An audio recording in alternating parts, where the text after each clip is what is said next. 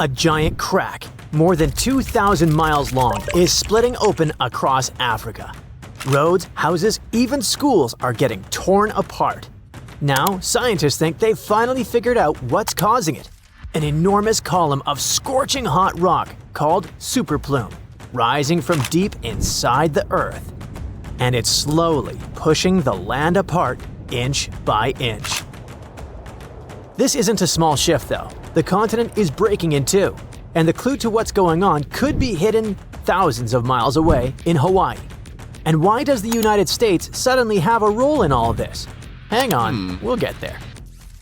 First, it's important to know this isn't new information. Africa has been slowly splitting for about 25 million years. This is happening in a region called the East African Rift System. It stretches thousands of miles from Ethiopia down to Mozambique and is the largest active continental rift system on the planet. And by that, I mean places where the Earth's crust is being stretched and pulled apart, causing faults, earthquakes, and volcanic eruptions. Scary stuff to say the least. Back in 2018, for example, a massive crack appeared near a small town just west of Kenya's capital, Nairobi. In some spots, it was about 65 feet wide. That's almost the length of two school buses parked one after the other. The whole thing was terrifying. It happened fast and left a trail of destruction. Roads were cut off, farms torn apart. People were on edge as the ground opened up beneath their feet. And I mean that quite literally. One man watched the crack rip straight through his home. He barely had time to grab a few of his belongings before his entire house collapsed. Sounds terrifying, right?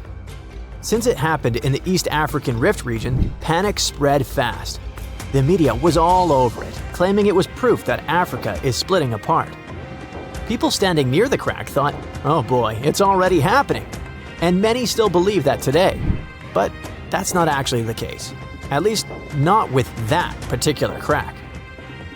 Because after the initial panic, videos and photos of it revealed clues that it wasn't related to tectonic plate movement. First clue, the two sides of the crack didn't match. Like trying to fit the wrong puzzle pieces together. They simply didn't line up. Second clue, the gap wasn't one continuous line. There was some kind of soiled bridges in between. All this showed it was sudden erosion. I mean, some specialists believe the crack had once been filled with volcanic ash from nearby Mount Longonot. But then the region was hit with heavy rains. When water soaked through the soil, it washed the ash away, leaving the gap exposed. Problem solved. Even after the truth came out, it was too late. This event brought the whole Africa is splitting talk back. And here's the thing. Even though that crack had nothing to do with it, make no mistake, Africa is breaking apart. That's because the continent sits between two tectonic plates, the Somali plate in the east and the Nubian plate in the west. The problem is they're moving away from each other, and as they drift apart, the gap in the East African Rift keeps getting wider. Eventually, the Somali plate could split completely from the Nubian plate, creating an entirely new landmass, something on the scale of Madagascar or even New Zealand. You don't have to worry though. This process is super slow. So slow that none of us will see it finished. Experts say the continent is moving apart by about 0.3 inches a year in some places. To give you an idea, that's less than the length of your fingernail. So we can say this split will take millions of years, which is good news for the people living there. But that doesn't mean they won't feel the effects of this slow break.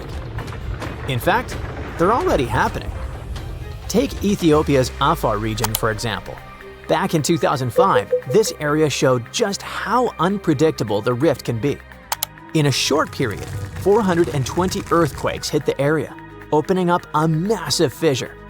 What usually takes centuries happened in just a few days, completely challenging what scientists thought they knew about the speed of geological changes. Back then, the crack stretched for more than 35 miles, and life around it is still far from easy. Recent earthquakes destroyed much of the local infrastructure. 37 schools were damaged, leaving 5,000 students without classrooms. And that was just one part of the damage. As the tectonic plates keep moving apart, water will eventually flood into this region, creating a brand new ocean according to some predictions. Countries like Zambia and Uganda, which are landlocked today, could one day have a coastline. That could be great news for them, as it might open up new trade routes and completely reshape their economies. Don't get too excited though.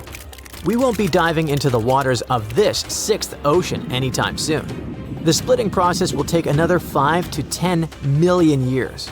But it's tough to say exactly when, since big seismic events, like earthquakes, could make it all happen faster. So here's what we know. The Somali Plate and the Nubian Plate are in the middle of a dramatic tectonic breakup, slowly moving apart. Africa is breaking in two. Earth will probably gain a new ocean because of it. But until recently, we didn't know exactly what was triggering all of this. Like, yeah, those tectonic plates are moving, but why? I mean, is this massive geological process being driven by something happening in Earth's mantle? Or could it have a much larger, deeper source? Well, scientists think they may have finally cracked the mystery.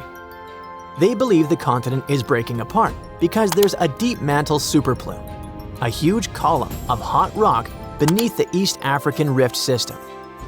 Think of it as a massive subterranean hammer pushing upward, pressing against the crust, and slowly cracking it apart. But here's the interesting thing. Scientists reached that conclusion thanks to something that happened in a completely different part of the world, Hawaii.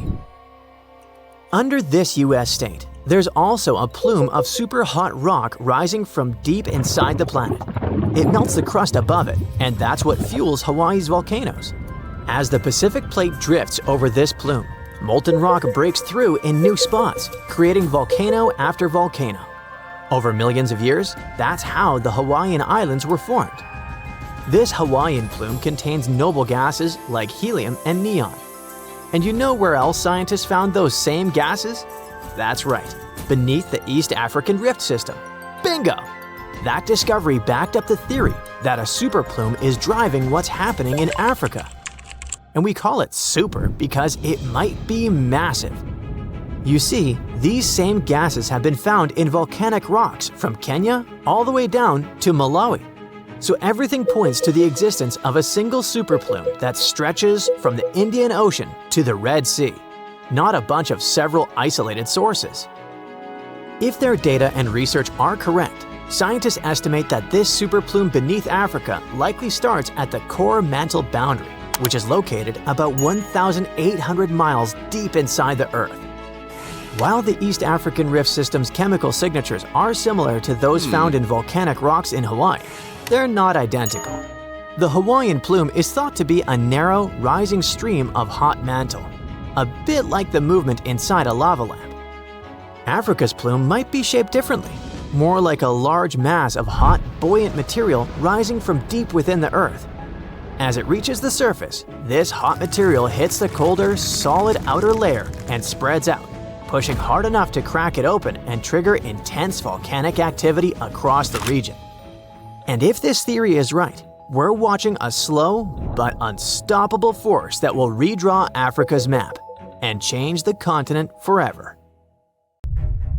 Imagine there is a huge crevice right under your house. What would you do? Probably pick up your belongings and evacuate the structure. This is what happened to one Kenyan back in 2018. A massive crevice formed almost overnight under his home. The man escaped to safety, but the event revealed a deeper issue, much deeper than most people thought. The crevice appeared after a month of heavy rainfall. This part of the country west of the Kenyan capital of Nairobi sits in a seismically active region. The massive hole in the ground was covered with ash from a nearby dormant volcano. The crevice in the ground ran for miles, and it was 65 feet wide in some places. It was as deep as the Hollywood sign is tall. The gaping hole damaged a vital local road. People soon dubbed it the Grand Canyon. But this is no laughing matter. The same thing happened in 2023. Kenya's highway authority had to close the busy road for repairs once again. Preliminary reports showed that heavy rains were the likeliest cause. The rupture itself is part of the Great Rift Valley. It extends from Jordan in the north to Mozambique in eastern Africa. Its total length is nearly 1.5 times the distance from New York to Los Angeles. Rift valleys are located all over the planet. They're lowland places where tectonic plates move apart or rift. These are huge slabs of rock in Earth's outermost layer. They rest on molten rock underneath, which makes them unstable. Tectonic plates are constantly on the move. They can bump into each other, or one plate can go under another. This can occur both on land and at the bottom of the ocean. Continental rifts are less frequent than the ones we find underwater. The East African Rift is one of 4 major ones. The nearby Arabian Plate has been on the move for the last 30 million years. When it separated from the African mainland, it created the Red Sea and the Gulf of Aden. When you look at the physical map of Africa, it looks like one contiguous landmass. But when you dig deeper, quite literally, you realize it rests on 2 tectonic plates. The Nubian one carries most of the continent. The smaller Somali plate holds the Horn of Africa. The crevice in Kenya appeared in the rift valley between these 2 plates. That's because they're moving away from each other. The rift is growing larger, which means that one day the African continent will split into 2. The rifting process is a slow one. The present rate is just 1/4 of an inch every year. Scientists estimate that the split will occur in 5 to 10 million years. Some experts place this event 50 million years into the future. The end result will be 2 African subcontinents. They will be separated by a body of water that will become our planet's 6th ocean. This also means that 5 now landlocked countries will get access to the sea. When they get a coastline, the countries could build harbors to trade with the rest of the world. 3 other countries, including Kenya, would find themselves on 2 continents. The future split of Africa into 2 parts might sound dramatic at first, but it wouldn't be unnatural. This is the first time, after hundreds of millions of years, that the shape of Earth would change so much. The last time this happened was during the Jurassic period. If you're now thinking of Steven Spielberg's 1993 blockbuster movie, you're right. The world of dinosaurs had a different shape than the one we're familiar with today. There was a supercontinent called Gondwana. It included today's South America, Antarctica, India, Africa, Arabia, Madagascar, and Australia. Then, around 180 million years ago, things started to change. Earth was starting to take its familiar shape. The Indian subcontinent collided with the Asian mainland. The event gave rise to the Himalayan mountain range. These are the highest mountains in the world, with 30 peaks over 24,000 feet in altitude. This process is far from over. The Himalayas are still growing in height. On the other side of Gondwana, Africa and South America first separated together. But they weren't meant to last long. 40 million years later, South America started drifting away from Africa.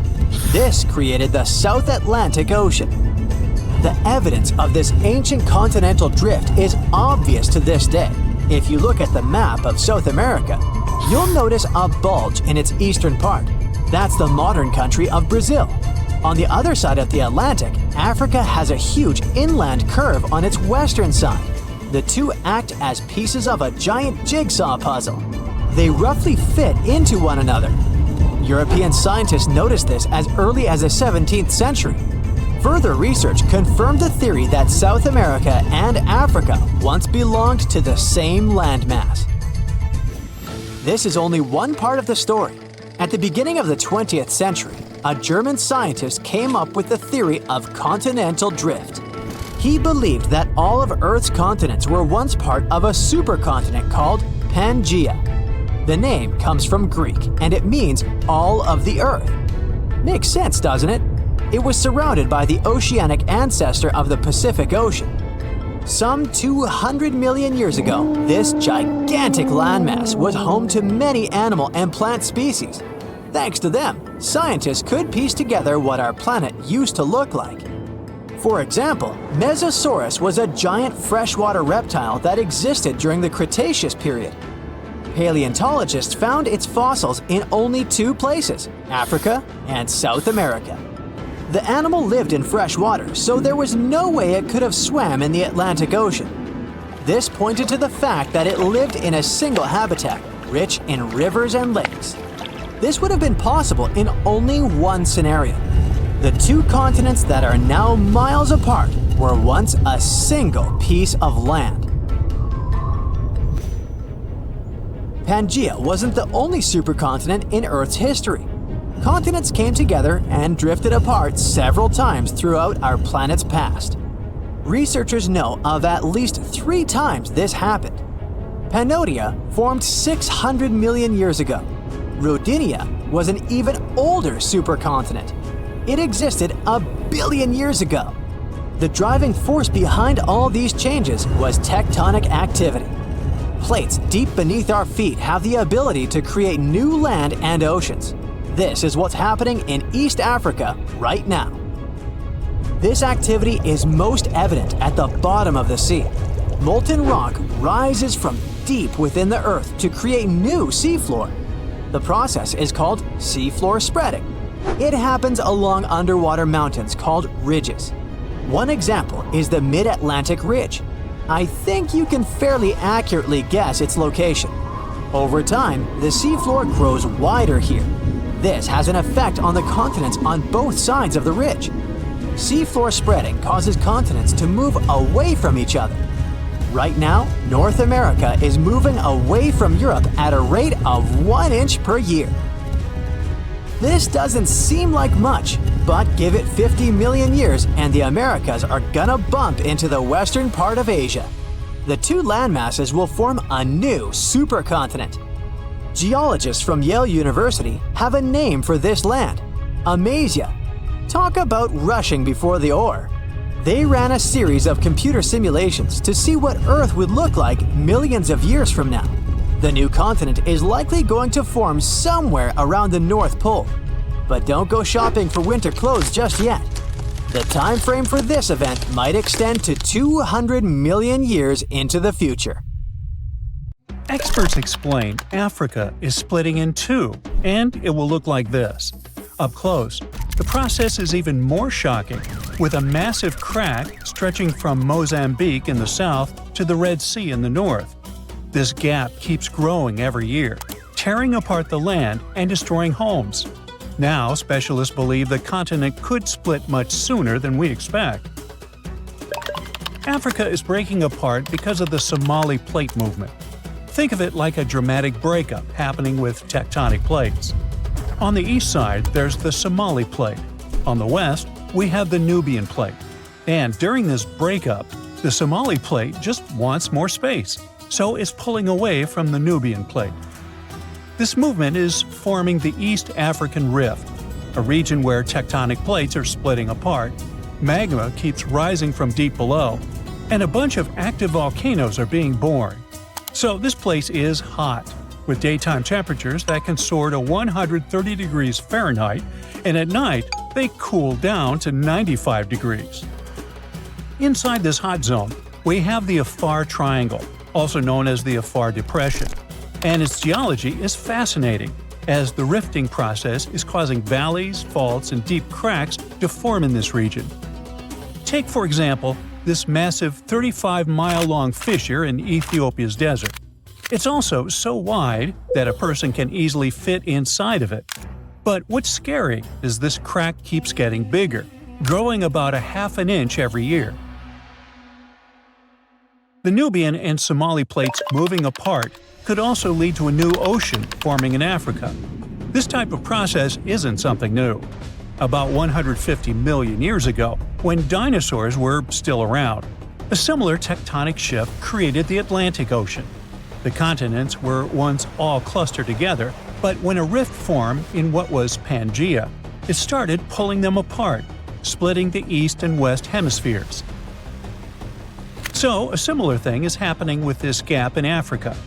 At some point, experts say the waters of the Indian Ocean might flood the East African Rift Valley, eventually creating a sixth ocean. Now, it's a pity you won't be able to swim in its waters during your lifetime, though. According to geophysicist Ken McDonald, who specializes in tectonic faults, This dramatic rupture could happen in 1 to 5 million years.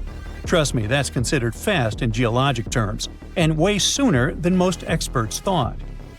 Now, even though you won't get to watch Africa breaking apart, people there will still see and feel the signs. They might experience intense volcanic eruptions and strong earthquakes as this process slowly unfolds. One example is related to that scary crack in Ethiopia's desert we mentioned earlier. The fissure was created in 2005, after the area was hit by 2 volcanic eruptions and 163 earthquakes, each with a magnitude greater than 3.9. A crack this deep and long on Earth usually takes centuries to form, but in this case, it unfolded in just a matter of days. That's how powerful this event is. In fact, this kind of intense seismic activity can speed up the African splitting process, and that's why it's so hard to predict the exact time frame for the event.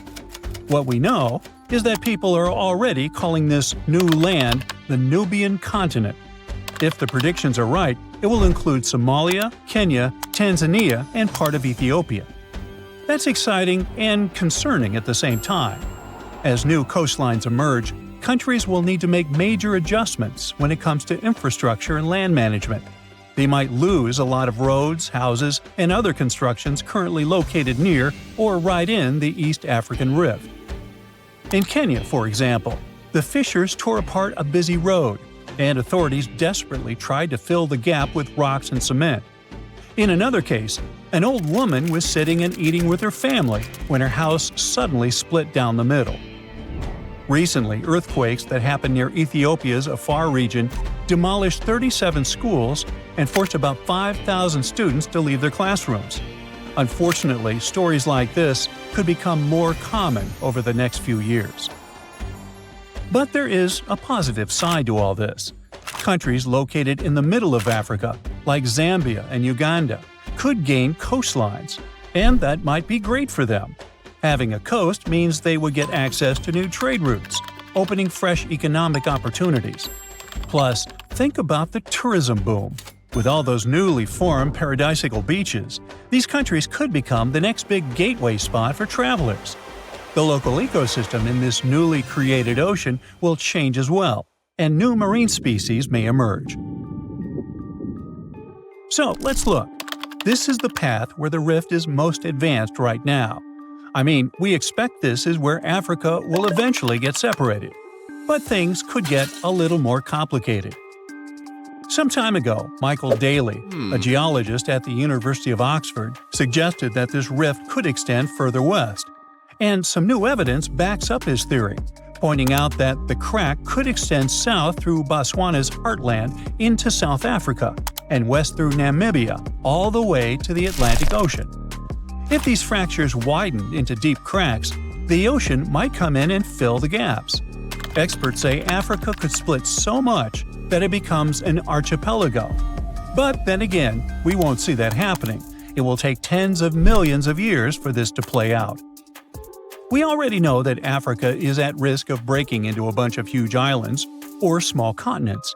The news isn't great for Madagascar either, as the world's 4th largest island could end up being split in half. But can the opposite process happen? I mean, can new land appear as the Nubian and Somali plates move apart? Well, as these tectonic plates get away from each other, the magma from the Earth's mantle might rise to the surface, and when it cools, it solidifies into new land. That's how other places in the world emerged, like Iceland and the Azores. So, yeah, the same process could happen in the East African Rift, and over the long term, it is possible that the rift could create new islands. For now, all we can say is that the geology of the Afar Depression is unique. It is the most active rift system on our planet. And when I say rift system, I mean a zone where tectonic plates are pulling apart. This region brings together all kinds of events, from faults in the Earth's crust to volcanic zones to the potential formation of a 6th ocean. For experts, it's like studying the evolution of rifts up close. And since it is such an active volcanic area, it also has enormous potential for tapping into geothermal energy. that is, using heat from inside the Earth to generate electricity. 2 geothermal power plants are already producing energy in Ethiopia, one in the Ethiopian Rift Valley and the other in the Afar. Now, geologists are exploring new potential spots. When we look at that deep crack in the ground, we know it's caused by tectonic plate movement. There's no mystery there. But what we still don't fully understand is why the cracks happen exactly where they do. For example, a crack that opened up in Botswana appeared after a magnitude 6.5 earthquake back in 2017. But the epicenter wasn't in the rift zone, where the plates are moving like we would expect. Instead, it was farther south.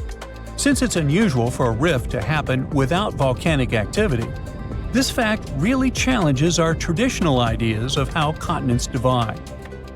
Figuring out why these cracks appear in specific spots is still a missing piece of the puzzle for experts trying to explain how Africa is splitting. Hopefully, we get some answers before the continent turns into a massive archipelago.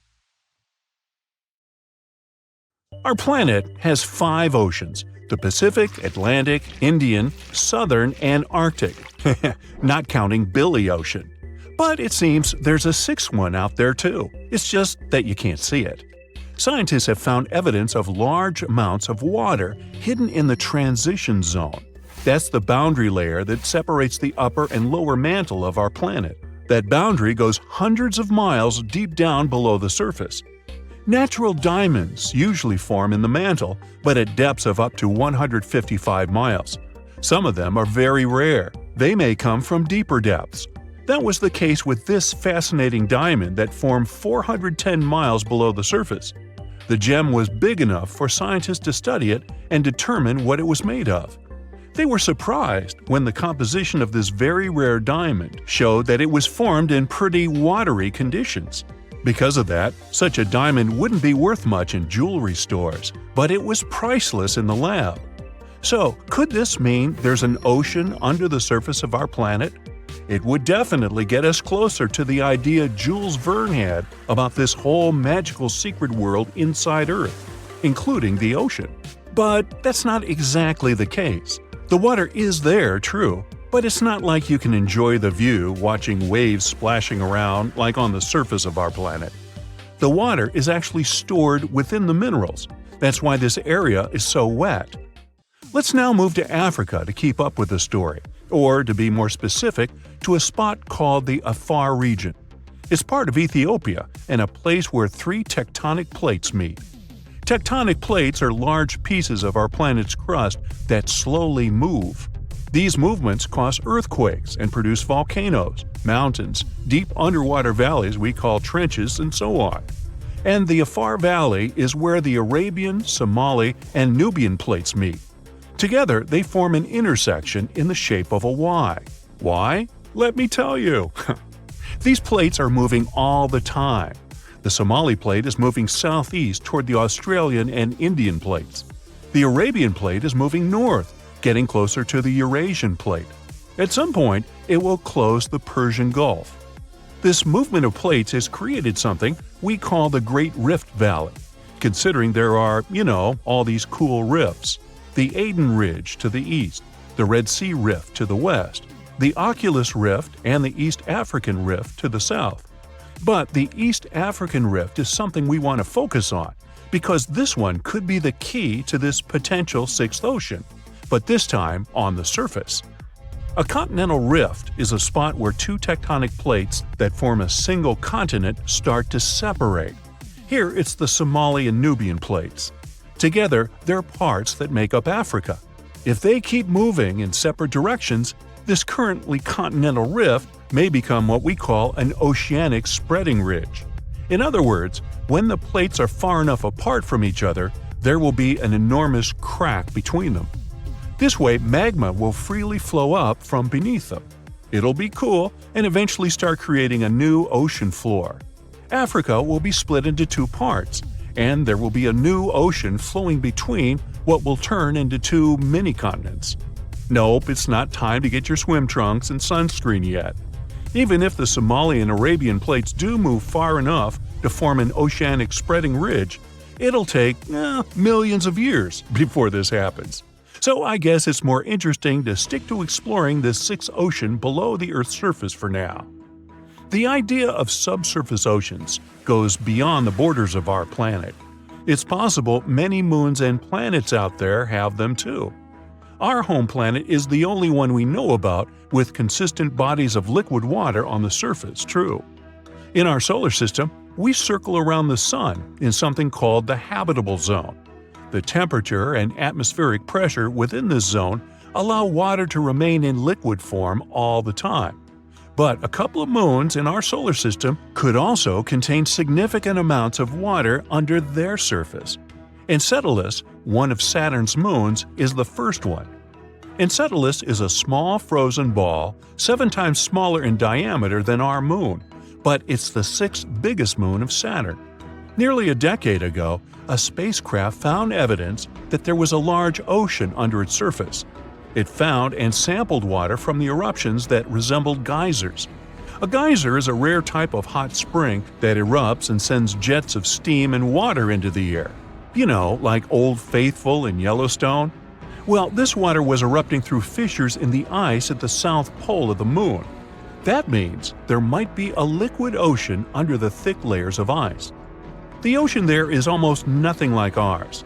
The ocean on Earth is relatively shallow, on average 2.2 miles deep, and it covers 3/4 of our planet's surface. It gets colder the closer you come to the seafloor, and is warmer if you stay close to the surface because of the sun's rays. But the subsurface ocean on Enceladus is at least 18 miles deep. It's cooler at the top because that part is near the ice shell, and warmer at the bottom because of the heat coming from the moon's core. But both our ocean and the ocean on Enceladus are salty. Enceladus is one of the few places in our solar system that has liquid water, which makes it an interesting spot to search for signs of life. Another one is Europa, one of Jupiter's moons. Scientists think similar eruptions of water could be happening there. Knowing there are such geysers there tells us these moons have their own source of energy. Maybe the energy that makes the water erupt comes from gravity or radiation. The same energy could keep a large body of liquid water under the ice. It could even support some forms of life. There are thousands of planets beyond our solar system that orbit other stars. Some are even in the habitable zone. Over 1/4 of the ones that we know about could have liquid water, but the majority of them probably have oceans under their surface, like Enceladus and Europa. Pluto might be on this list too, since it's possible it hides a liquid ocean under its thick frozen shell. This subsurface ocean likely formed long after the dwarf planet did, after the heat coming from radioactive elements in Pluto's core melted some of its ice. There's also something called water worlds. Those are moons or planets with global oceans that are more common than we thought. I mean, some call Earth a water world too. 71% of its surface is water after all. And when you look at our home planet from space, you mostly get those blue marble pictures. When exploring other planets, especially those outside of our solar system, researchers often go with a policy of follow the water. After all, water is the main element we know that's necessary for supporting life.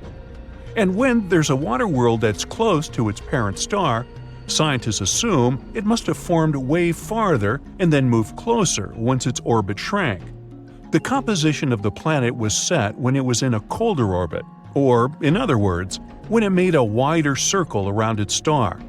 We call the process of orbital shrinking a migration, and if water worlds are really that common, it can be proof that migration really happens. Exoplanets are all those planets that orbit around other stars, not our Sun. Some exoplanets may have oceans that are way deeper than any of those in our solar system, hundreds or even thousands of miles deep. Our Mariana Trench is scary, and it's not even 7 miles deep. And those exoplanet oceans are, wow, almost bottomless. You know, oceans cover around 70% of Earth's surface, and we have only explored 5 to 20% of them. And now, astronomers have found more water, a huge stash floating out there in space by a quasar that's more than 12 billion light-years away. And we aren't talking about just a little puddle. It's a mind-blowing amount of water, about 140 trillion times more than all the water in Earth's oceans combined. It's hanging around a supermassive black hole that's a staggering 20 billion times bigger than our Sun. This black hole is surrounded by a super bright quasar. It gives off as much energy as you get if you gathered 1,000 trillion suns. I can't count that high.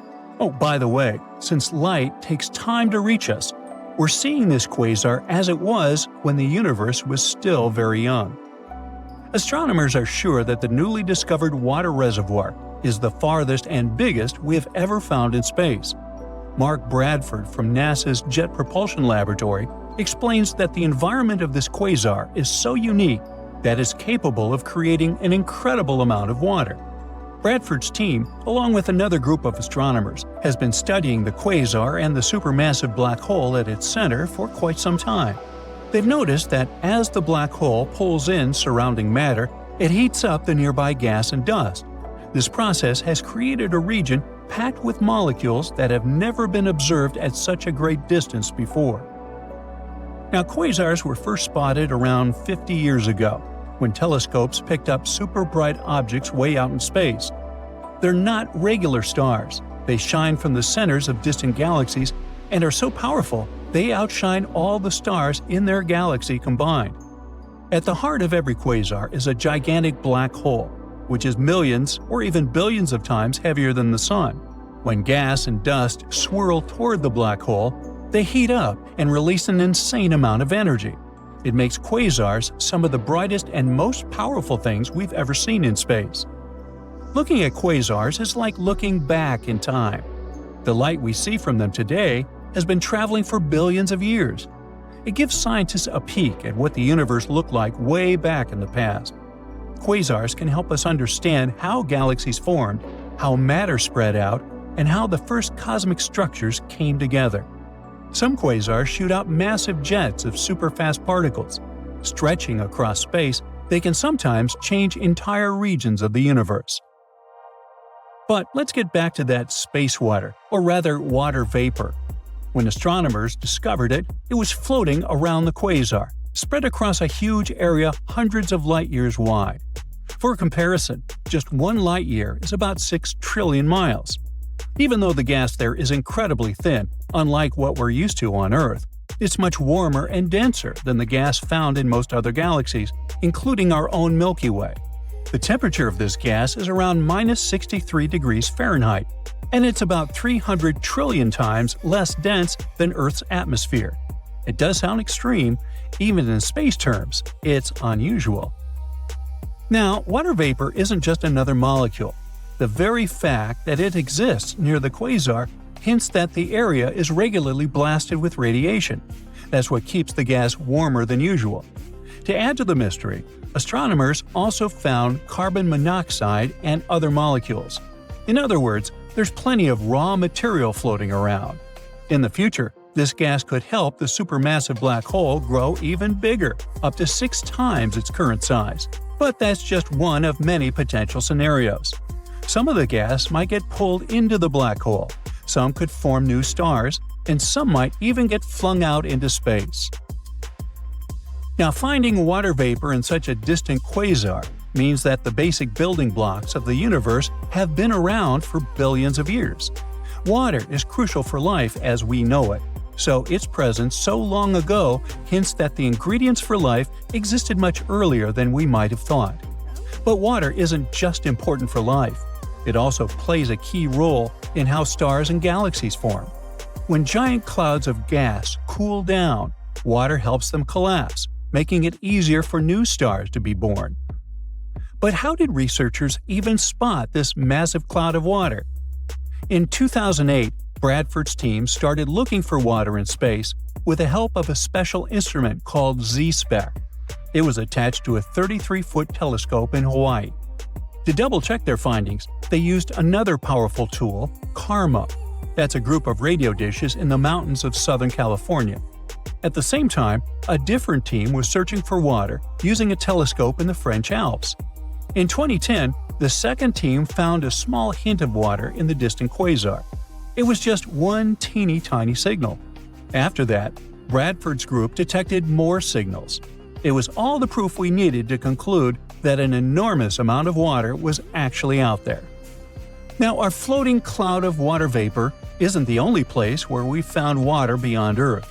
Scientists have recently made a huge discovery. It turns out there are massive reserves of liquid water hidden deep underground on Mars. So, in theory, future astronauts could use this water to support missions or even make Mars a long-term home. But of course, there's a catch. This water isn't sitting in nice, accessible lakes or oceans. It's buried so deep inside Mars that we have no way of reaching it with current technology. Scientists have figured this out by analyzing seismic data from the Mars InSight lander. It picked up some strange seismic activity, and the best way to explain it is by these hidden water reservoirs. Mars still does have some water today, mostly as ice on or just beneath the surface. But that's nothing compared to the massive amounts of water the planet had billions of years ago. The big mystery is, where did all that water go? Scientists think it could have either escaped into space or moved into the planet's interior, where it might now be trapped as liquid reservoirs or ice deposits. The problem? We have no way of measuring how much water Mars lost. So for now, that question remains unanswered. Earth's moon has water too, but not in the way you might think. Instead of lakes or rivers, the moon's water is mostly frozen ice, spread out unevenly across the surface. The cold, shadowed poles are especially full of it, since they never get sunlight. A lot of this ice is also mixed in with lunar soil and buried deep underground, making it super tricky to get to. Then there's Enceladus, one of Saturn's moons. It's tiny, just 314 miles across. It's small enough to fit inside Arizona. I think we should try that. Anyway, when NASA's Cassini space probe arrived at Saturn, scientists expected Enceladus to be a barren, frozen world. But instead, they saw huge plumes of icy particles and water vapor erupting from geysers near the South Pole. That meant there had to be a massive ocean hiding beneath its icy shell, sandwiched between the moon's rocky core and the frozen surface. The fact that this ocean is active and constantly sending material into space makes Enceladus a top candidate for future exploration. We also have Europa, one of Jupiter's moons, and one of the most promising places to search for alien life. Europa has a gigantic saltwater ocean that could be 40 to 100 miles deep. This means it might hold more water than all of Earth's oceans combined. But there's a big obstacle. This ocean is hidden under a thick ice shell, which scientists think is 10 to 20 miles deep. Europa's ocean stays liquid because of tidal forces from Jupiter's gravity. The planet's massive pull stretches and squeezes the moon, creating friction, which heats up the interior, stopping the ocean from freezing solid.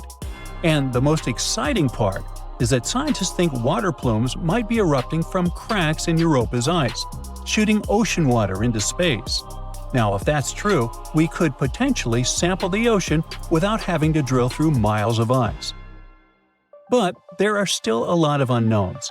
How big are Europa's water reservoirs? How quickly do they refreeze? And how does the intense temperature and pressure affect the ice? Scientists are eager to figure this out because Europa's ocean is one of the best bets we have for finding extraterrestrial microbes somewhere in our solar system. India could split horizontally into two parts as it runs into Eurasia. The movement of the Indian plate that includes most of modern South Asia is causing the Himalayas to grow. This process started around 60 million years ago when the plate first bumped into Eurasia. Scientists from the Netherlands have used the power of an AI simulator to see what this region will look like one day. The computer model showed that the Indian subcontinent will merge with the Horn of Africa in approximately 200 million years. The present-day cities of Mumbai and Mogadishu will become next-door neighbors. They will sit along the newly formed mountain chain scientists provisionally named the Somalaya. On the other side of this geological formation, Madagascar will connect with Sumatra, while Calcutta and the island of Mauritius will occupy the same region. Sri Lanka would cease to exist as it becomes part of the Indian mainland. Further to the north, scientists predict that the Himalayas are going to increase in height in the foreseeable future. As the Indian plate continues to mile northward, there will be major changes to the surrounding landscape. The present fault line will drift further south. Tens of thousands of years in the future, there might be no Nepal. The Himalayan range will have expanded sideways to fully engulf the mountainous country. And there may be way more earthquakes in this part of the world because of this movement. Most researchers agree the speed at which India is moving northward into Eurasia is barely 1/10 of an inch every year. Some of them think this is happening because of the plate's buoyancy. It prevents the Indian plate from sinking into the mantle, which gives Tibet its elevated topography. Other scholars believe that the structure is buckling under the pressure. The process resembles what happens to a sheet of paper when you push it horizontally against a wall. As you apply more pressure to its edge, the sheet starts to rise in the middle. In the real world, this bulge would be the Tibetan Plateau. A recent theory gives us the third explanation for the process. Their paper still has to undergo peer review, but the findings are intriguing. The international team of researchers introduced a new concept, the delamination of the Indian plate. This term simply means the separation of layers in a material that is supposed to be bonded together. Think of a sandwich that has cheese and ham slices between two buns. Take one of those layers out of the sandwich, and you get delamination. In geological terms, this process involves the upper part of the plate peeling off and moving upwards. In the case of the Indian plate, this is the section that supports Tibet's elevation. The lower section is denser, which causes it to sink into the mantle. Plate tectonics are, in this way, similar to a layered cake. Chefs place the spongy, denser layer at the bottom, so the heavier top doesn't crush it. Scientists developed their thesis by analyzing helium gases in water samples from the region's hot springs. Helium-3 is a rare isotope that shows that the mantle is close to the surface of the Earth. Researchers measured helium isotope ratios at 200 Tibetan springs. The pattern they saw shows how close the mantle is to the northern Tibetan surface. Further to the south, they found plenty of helium-4, another isotope, which means that the plate is intact. It forms a barrier that helium-3 cannot penetrate, except in one region near Bhutan, in the eastern part of the Himalayas. The seismic activity in the region is good proof that delamination, the sandwich theory, is all real here. And it shows us that the mantle is intruding from the eastern side of the plateau. This concept puts under question the old, established ideas about tectonic plate behavior. The scientists behind the study suspect that the unique shape of the Indian plate contributes to the delamination process. It's the thickest at the northernmost point and the thinnest on the sides. If it's all true, it will mean that the continental collisions have a more dynamic and complex nature than geologists previously believed. Scientists still don't have enough hard evidence to prove the correctness of the new theory, just hints. Drilling to depths of over 60 miles is mechanically impossible right now. Such excavations are necessary to be 100% sure that the delamination process is going on. With the right technology, we would be able to better understand the hazards associated with earthquakes in the Asia-Pacific region. It's home to the famous Ring of Fire, where 75% of Earth's volcanoes are located. 9 out of 10 all earthquakes take place here. The India-Australia Capricorn tectonic plate beneath the Indian Ocean is also important for solving Earth's tectonic mysteries. The term geophysicists use for such locations is nascent plate boundary. These are plates where tectonic plates are just starting to pull apart or push against each other. They represent the initial stage of a full-fledged plate boundary. Such a geological transformation unfolds at a pace of barely 5% of a single inch per year. That's about as long as a strand of spaghetti is wide. This shouldn't worry us too much from today's perspective. The India-Australia-Capricorn plate is destined to split in half over the course of tens of millions of years. Scientists from France studied records of 2 earthquakes that happened in 2012 and concluded there must be a nascent boundary there. Earthquakes normally occur at places where 2 or more tectonic plates meet. But the tremors in the Indian Ocean happened in the middle of the plate. The scientists used sonar scanning to map out the sea floor and see what was really going on there. After further examination of the marine area off the coast of Western Australia, researchers found a complex network of 62 pull-apart basins along a fracture zone. The scientific data backed up the idea that the tectonic plate was slowly but surely breaking apart. It's another proof that the outer layer of our planet is dynamic, not static. In some cases, you don't have to be a scientist to notice these powerful underground forces. Massive crevices emerged almost overnight due to heavy rainfall in a seismically active region in rural Kenya, first in 2018 and then again in 2023. The local population named the biggest of them the Grand Canyon.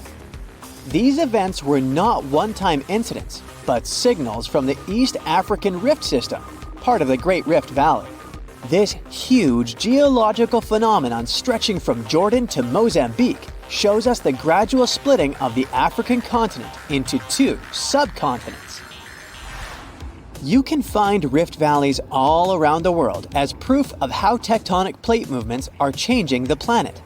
The East African Rift shows the underlying dynamics of the Nubian and Somali plates.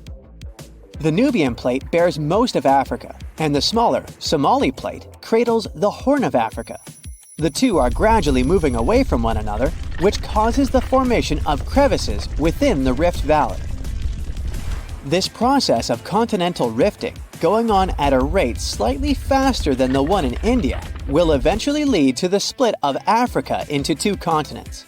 The whole process, which is about to happen in the next 10 to 50 million years, marks a significant geological event that reminds us of Earth's historical transformations. The last time our planet's geography changed so drastically was during the Jurassic period. The world map from the period looks recognizable, but the land masses were oddly positioned from the modern perspective.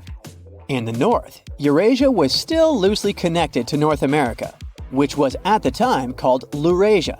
This landmass was slowly moving away from the supercontinent of Gondwana, further down south. It consisted of what we know today as Africa, South America, Australia, and Antarctica. At the time, the Indian plate was closer to Madagascar than to Eurasia, as it is today. While you're watching this video, pieces of continents are slowly breaking off from below and are pulled down into the oceanic mantle, a hot, mostly solid layer that moves slowly under the seafloor. As soon as these fragments reach the mantle, they can trigger volcanic eruptions in parts of the ocean where there are no volcanoes. Plus, when continents break apart, it happens not only at the surface, but also deep down. But more on that later. This process can continue for tens of millions of years.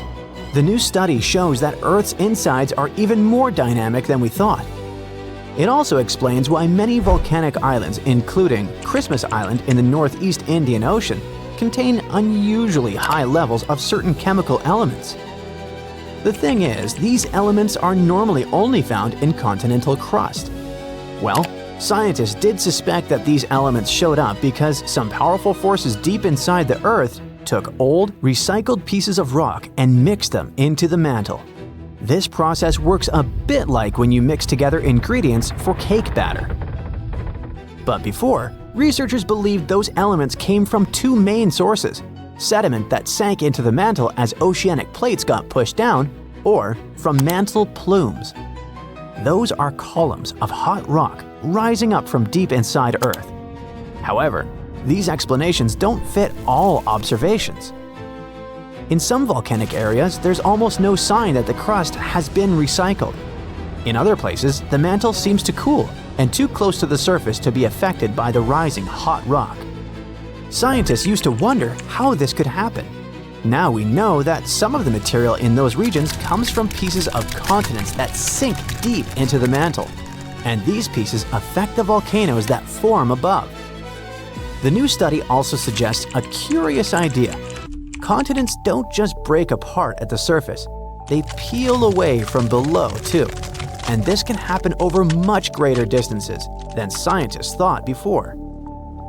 Researchers used simulations to figure out how continents and the mantle behaved when stretched by tectonic forces.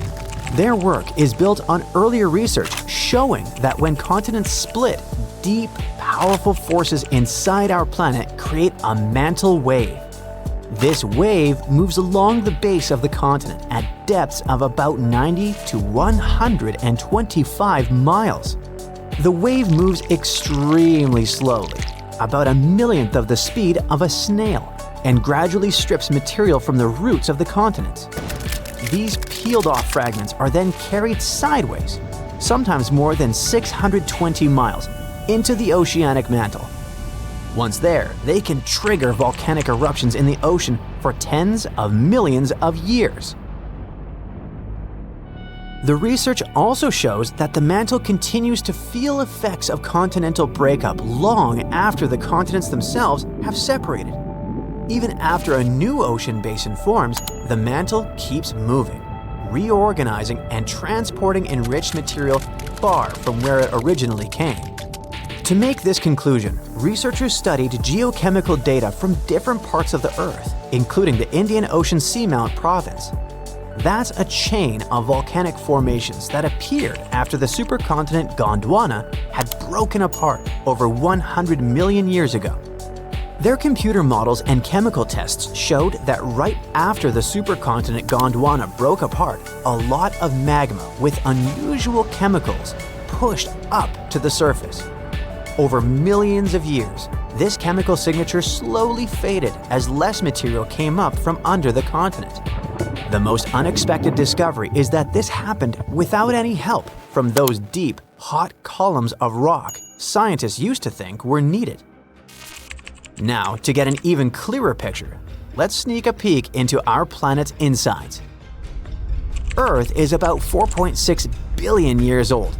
It was born from a huge cloud of dust and gas that slowly cooled, shrank, and hardened into the planet we know today. As it cooled, heavy metals like iron and nickel sank to the center, and lighter, rocky materials floated upward. This created the Earth's layered structure, with each layer having its own unique properties. The crust is like Earth's skin. It's our planet's outermost layer made of solid rock. It's broken into huge pieces called tectonic plates that slowly drift over time. There are two kinds of crust: oceanic crust and continental crust. The oceanic crust is about 4 to 6 miles thick. It's covered with a thin layer of sediments like sand, clay, and shells. Below that are dense rocks like basalt, rich in magnesium. As for the continental crust, it's thicker than oceanic crust and is located under continents. It's made of lighter rocks than oceanic crust. Beneath the crust is the mantle. It makes up more than 75% of Earth's volume. The top of the mantle is pretty rigid, but deeper down it becomes soft and partially molten, which allows it to flow slowly. This flow is what moves the tectonic plates. At the center of the Earth lies the core. It's made mostly of iron and nickel and has two distinct layers, the outer core and the inner core. The outer core is a liquid layer of iron and nickel. It's insanely hot, up to 10,800 degrees Fahrenheit, as hot as the surface of the sun. The outer core also generates Earth's magnetic field, which protects us from harmful solar radiation. The inner core is solid because of the crushing pressure inside the planet. It's also made of iron and nickel. Now, the Earth's outer shell, called the lithosphere, is made up of the crust and the uppermost part of the mantle. It's broken into large pieces, called tectonic plates. There are a few super large plates and many smaller ones. 6 of the major plates are named after the continents they carry, like the North American, African, and Antarctic plates. but even those smaller plates play an important role. For example, the tiny Juan de Fuca plate is responsible for many of the volcanoes in the Pacific Northwest of the United States. The plates are moving like a jumble of old conveyor belts. They move very slowly, about 1 to 2 inches per year. But over millions of years, this movement shapes the face of our planet. Most earthquakes, volcanoes, and mountain building happen where plates meet, pull apart, or slide past each other. There are 3 main types of plate boundaries: convergent, when plates move toward each other; divergent, when plates move apart; and transform. That's when plates slide sideways past each other. When tectonic plates collide, the crust crumples and buckles, forming mountain ranges. About 55 million years ago, India crashed into Asia, slowly creating the Himalayas, the tallest mountains on Earth. The collision continues today, so the mountains are still rising. Mount Everest, the highest point on Earth, may even grow a tiny bit taller over time. At some convergent boundaries, an oceanic plate dives under a land plate in a process called subduction. The land above lifts up, forming mountains, and the sinking plate melts and triggers volcanic eruptions. This is how some mountains in the Andes of South America were formed. When 2 oceanic plates collide, one usually slides beneath the other, creating deep ocean trenches, like the Mariana Trench in the North Pacific, the deepest point on Earth. These collisions can also form underwater volcanoes that eventually rise above the ocean and turn into island chains, such as Japan. At divergent boundaries, tectonic plates move away from each other. In the oceans, magma from deep in the mantle rises to fill the gap. This creates underwater mountains and volcanoes along the seam. This process renews the ocean floor and slowly widens the ocean basins. By the way, a single mid-ocean ridge system connects all the world's oceans, making it the longest mountain range on Earth. On land, when plates pull apart, they form giant valleys, such as the Great Rift Valley in Africa. If this stretching continues over millions of years, East Africa could split off to become a new landmass. One famous example of transform boundaries is the San Andreas Fault in California. Unlike convergent or divergent boundaries, transform boundaries usually don't create mountains or oceans, but the grinding motion can cause powerful earthquakes, such as the 1906 earthquake that destroyed much of San Francisco. Trace your finger around the very bottom of the African continent like this. Seems like a simple task, right? But in real life, out on the ocean, it's basically the nautical version of entering hard mode in a game. Except you can't rage quit. Every sailor who's ever faced it knew they were in for a storm buffet, unpredictable currents, and a constant sense that the ocean was out to get them. The legendary Cape of Good Hope has a misleadingly cheerful name and a way less cheerful reputation. The story starts back in 1488 with Portuguese explorer Bartholomew Dias. He was the first European to make it around the tip of Africa. When he saw the terrifying storms tossing his ships, he named it the Cape of Storms. But his king, John II of Portugal, decided to rebrand it to the sunnier Cape of Good Hope. Yeah, he wanted to promote it as an optimistic route for merchants and explorers. Plus, the discovery was a good omen that ships from Europe could reach India by sea. But the sailors who actually had to steer through it soon lost all the optimism the name promised. The Cape sits where the Atlantic Ocean and Indian Ocean meet, violently, and the winds there are brutal. They don't just blow in one direction, they flip around, like the world's worst fan setting. In the southern hemisphere winter, June to August, cold fronts from the Atlantic blast through with violent storms. Add some rain, fog, huge waves, or all of the above. If you were a sailor back then, your odds of survival felt closer to winning a chest of gold in some 16th century lottery than actually getting through in one piece. And then there are the currents. The cold Benguela current from the Atlantic slams into the warm Agulhas current from the Indian Ocean. Instead of blending nicely, like a smoothie, they churn up massive chaos and produce rogue waves that can rise higher than a 10-story building. Sailors describe them as walls of water that just show up to ruin your day. With modern equipment, you can survive if you meet them, or better avoid them. But back in the 1500s, when your technology was a wooden ship and a prayer, one rogue wave could wipe out your entire voyage. And as if the Cape of Good Hope wasn't enough drama, a few miles east, there's the even nastier Cape Agulhas. This spot is the southernmost point of Africa, where the Atlantic and Indian Oceans officially meet. Cape Agulhas has shallow waters with reefs, hidden rocks, and sneaky sandbars that shift around. For centuries, sailors called it a ship graveyard.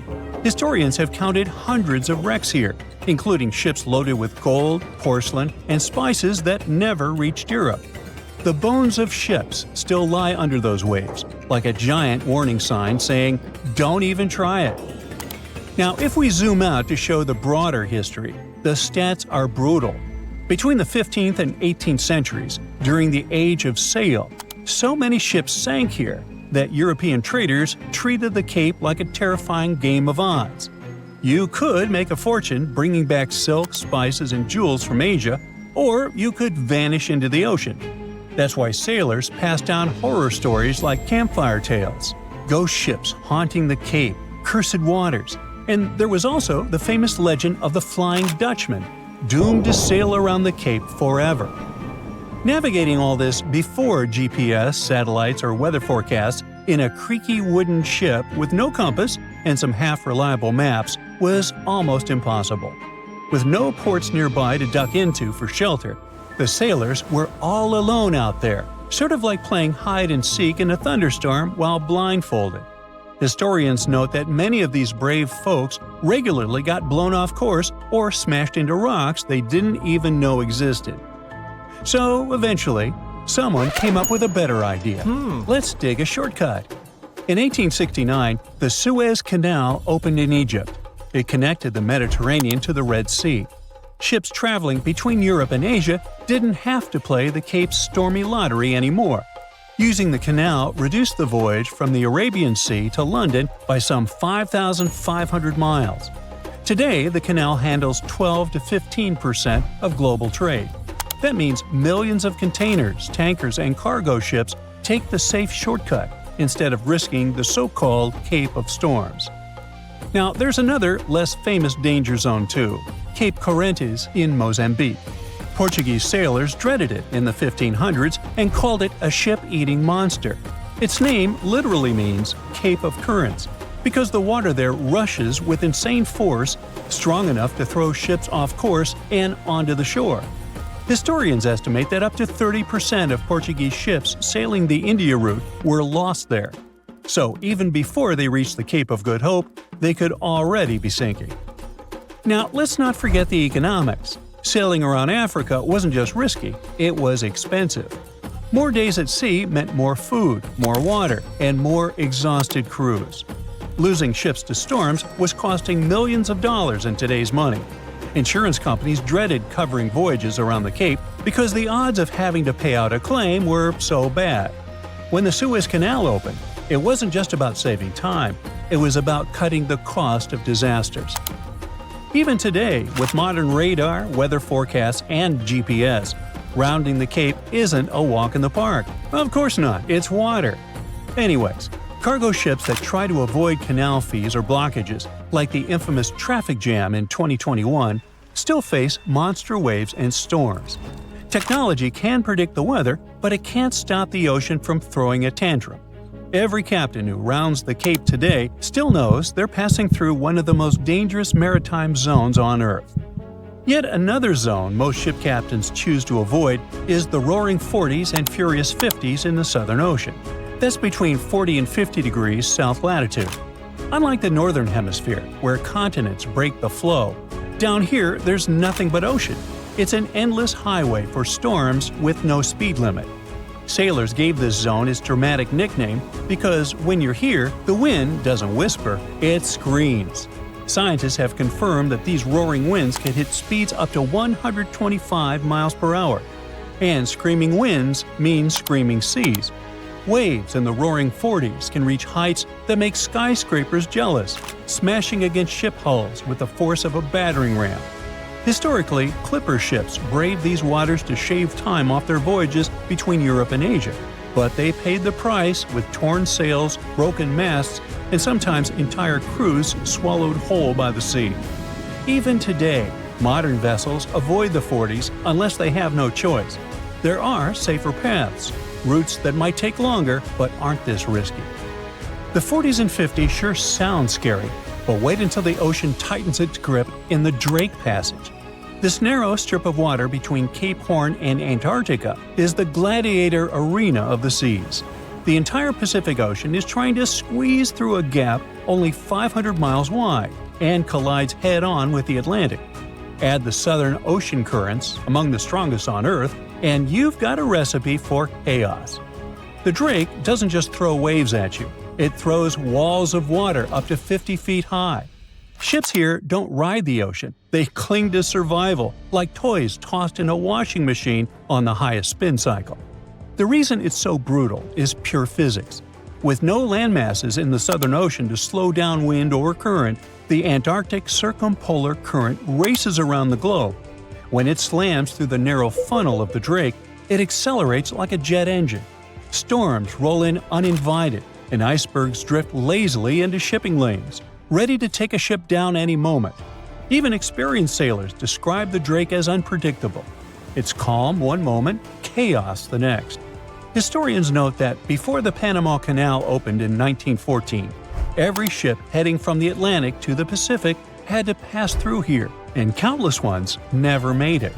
Today, cruise liners and research ships still brave the passage to reach Antarctica, but with enough seasickness bags to remind passengers that they're not on a pleasure cruise.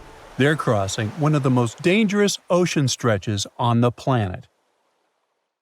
Miami's luxury towers have everything: car elevators, rooftop pools, celebrity neighborhoods, and something completely unexpected called gradual descent. A new study shows dozens of beachfront high-rises are slowly sinking into the ground. Just a couple of inches over a few years and still moving. What's going on? And is it gonna get worse? Let's find out. When you look at a map of South Florida, the city of Miami is mostly on the mainland. Just off the coast lies a long barrier island. That's Miami Beach, the stretch you see in most drone shots and travel clips. Fancy cars, the beach, the clubs, the glass towers right next to the water, that's all on this island. But it didn't always look like that. For a long time, this area was mostly older hotels and simple apartment buildings. As prices went up and richer buyers started chasing ocean views, developers began knocking those down and putting luxury high-rises in their place. Floor by floor, that island turned into a narrow wall of glass facing the Atlantic Ocean. Now, here's the problem. Miami Beach sits only 4 to 5 feet above sea level. That's barely enough height for comfort. Each fall, king tides push water up through drains and across certain streets on bright, clear days. The flooding sometimes gets so bad that locals could kayak through parking lots for fun. That might sound like a funny video, but for researchers, it raised a serious question. Could the same landscape be shifting beneath the towers too? Some buildings had already shown signs of movement, and the question became whether the ground itself was still settling under all that concrete and steel. To find out, scientists used a method called INSAR, which stands for Interferometric Synthetic Aperture Radar. It works by having satellites scan the same spot on Earth over and over using radar to detect tiny changes in elevation. It's like watching a tower in slow motion from space, tracking whether it holds steady or slowly sinks. Those scans stack hundreds of satellite passes over the same balcony corners and roof edges. It's the same kind of radar NASA uses to track volcanoes and ground shifts. With enough images, researchers can spot motion as small as the thickness of a credit card. Between 2016 and 2023, they focused on this section of coastline from Sunny Isles to Miami Beach. The data showed that at least 35 high-rise buildings had moved downward over that period. In some cases, the ground had dropped just under an inch. In others, it was closer to 3. That may not seem like much, but over a short time, and in structures this heavy, it means something's off. These weren't new buildings under construction. Most were already finished, which makes the continued movement unusual. In theory, they should have settled and stopped, but they didn't. So what exactly is making the ground sink under these towers? Let's look underground, specifically right under these nice-looking buildings. Beneath the island is a mix of sand and Miami limestone. It is strong enough to build on, but it behaves more like hardened coral than solid mountain rock. Water moves through it, pressure moves through it, and sometimes the ground shifts in ways engineers can't properly predict. One possible explanation is something called creep deformation. It sounds like a villain from a B-movie, but it's actually a slow-motion rearranging of particles under constant pressure. Imagine parking a heavy truck on soft ground. It makes little dents right away, but if the truck stays there for a long time, those dents slowly get deeper. The ground keeps squishing a tiny bit at a time. That slow squishing is what might be happening under these buildings. But it's not just the weight.